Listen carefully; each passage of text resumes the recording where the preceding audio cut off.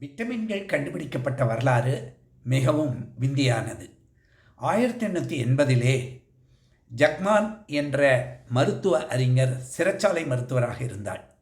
ஒரு வாரம் தொடர்ந்தாக அந்த கைதிகள் எல்லாம் சோர்வுற்று இருந்ததைக் கண்டு அவர்கள் என்ன நோய் என்பதை ஆராய்வதற்காக அவர்கள் உண்ட உணவினை கோழிகளுக்கு கொடுத்து பார்த்தார். கோழிகளும் சோர்வுற்றன. பின்னர் தீட்டப்படாத உமி நீக்கப்படாத அரிசினை கோழிகளுக்கு கொடுக்கும் பொழுது அவை மீண்டும் உற்சாகத்துடன் இருந்தன.